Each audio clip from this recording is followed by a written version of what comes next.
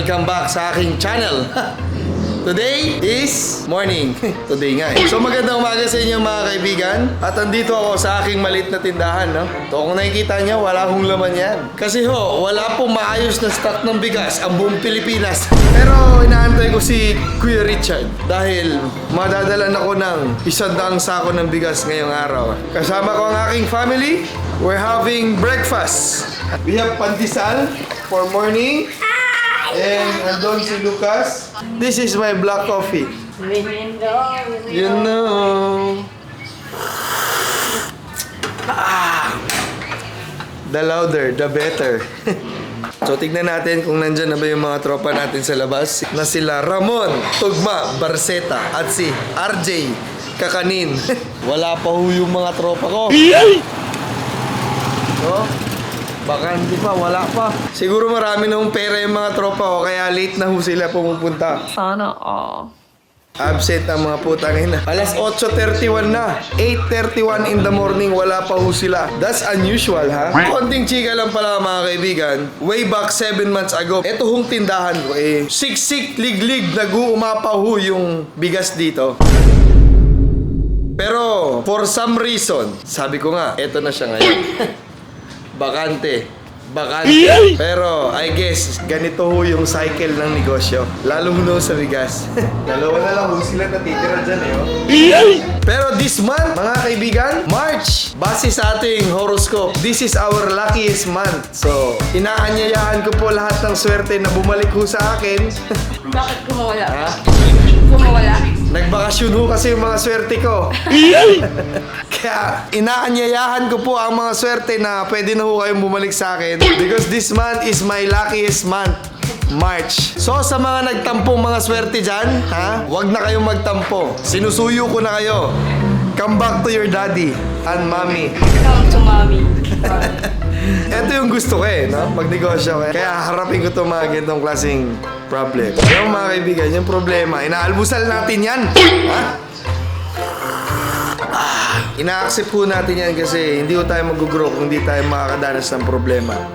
Speaker? And I think I'm getting bigger again because my face is already swollen. Again, this is my family. Oh, Lucas is eating. What are you eating, Lucas? What's that? Here is your milk. Dip lang. Dip lang. And eat. On the way na uulit sa akin yung mga swerte ko mga kaibigan. Kasi again, today, this month is my luckiest month. Yes, kasi nasa pinaka-bottom line na kami. So, wala nang ibang papuntahan kundi paakyat na. Ay, galing! Tangina! Yes, pitcher. Speaker! Tama payaman na ba? Well, that's true mga kaibigan. I may be smiling but I am at the rock bottom. Well, that's life. If you hit the rock bottom mga kaibigan, no? There's no other way but to go up. I hereby declare that today is our luckiest day. Ay, today, our luckiest day of our life. What? Tangina kasi, English. Ba't ka ba kasi nag-i-English? Pwede naman mag-Tagalog. Mahirap. Ngayong araw ho mga kaibigan, mag-uumpisa pagiging swerte na aming buhay, no?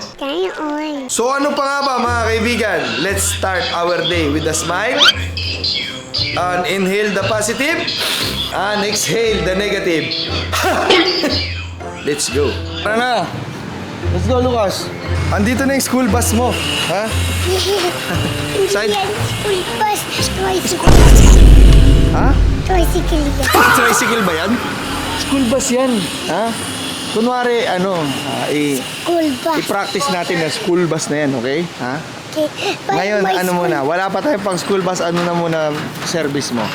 Daddy, Bicycle muna, okay? Bakit Office mo na hindi ako. pa ako pwede ng school bus? Eh kasi walang bakanting school bus. Ha? Okay, ingat sa school bus. Ingat ka dyan, Daddy.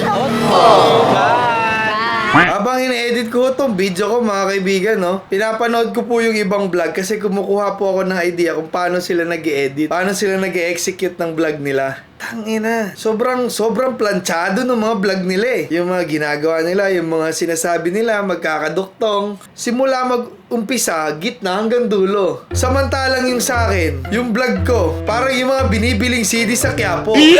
Putang. Remix! Remix ho mga kaibigan, yung vlog ko, no? Well, ganun talaga siguro.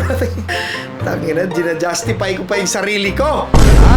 Pero ganun ho talaga kasi pag nag-uumpisa, no? Mag-uumpisa ka sa remix na buhay, no? Sa remix na pagbablog. Wala kang certain topic kasi nag-aaral ka pa lang eh. Bigyan mo ng lakas ng loob ang sarili mo, ha? Huwag mong i-down. It may be remix but always has room for improvement. Listen, look, and listen, and learn.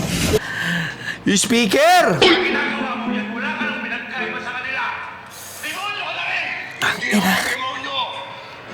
Patapos na yung Batang Quiapo.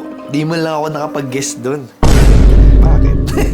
Naisip ko lang, no? Hindi ba alam ng presidente, mga kaibigan, no? Na sobrang guluho nung Quiapo, ha? May gera ho kasi doon ng mga Montenegro at saka mga Guerrero. Hindi ba napapansin ng ano yun? Ayun, no? Si Rigor, oh. Papatayin, no? Si Tingdeng. At si Roda. Si Roda okay lang eh. Pero si Tindeng, hindi nyo po tinitignan yung sitwasyon ng Quiapo. Ayan, oh. Grabe, ano kayo, na-anxiety ako eh. Andito na, dumating na sa wakas sa mga bigas. Ayun yung mga bigas, oh. Dami, oh. Ay, puta, may MCL na. Bumabalik na yung sigla ng bigas, ah.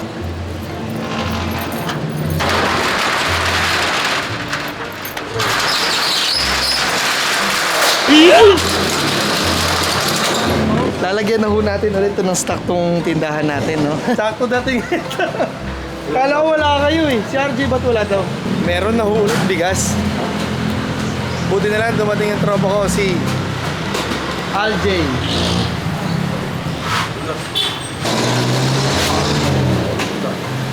Wala ho yung tropa namin si Ramon Tugma Barceta. Na-paralyze na naman ho yung tropa namin si Tugma. Ma-upset eh, alam na may bigas eh. Nakakapanibago ho ngayon yung stock ng bigas, no? Kasi 7 buwan rin ho kaming nag-suffer na walang matinong bigas. And hopefully, magtuloy-tuloy na ho ito. Meron agad tayong buhay naman, no?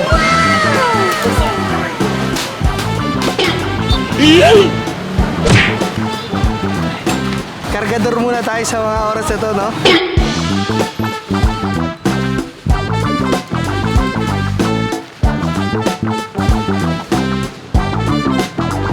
Lalakas ng mga tropa ko. Lalakas bumata. Shoutout sa'yo, Tugma. Mamaya pumunta ka dito pag tapos namin ang buwan. Mga kaibigan, ganito ho kami sa Picruz, no? Kasi ng bigas, ayun, mabisa, oh. Magandang item. Quality. Oh, so nakita niyo na, malapit na mapuno ulit yung bigasan natin. Ha? Coco pandan na lang ho yung kulang. Pero sa ngayon, wala pa hong Coco pandan. Meron 5 piraso. Buti na lang, tapos na yung bigas. Uy. Sakto ba? Sakto. Kapagod ka ba? Galing pa kasi ako sa recto eh. Hindi ko naman nakalain na may darating na bigas. Oo. Baka rumekta. Wala na. Ang tapos ay tapos. Paano masabi? Ang Pero mali... sinubukan mo pa rin. Oo.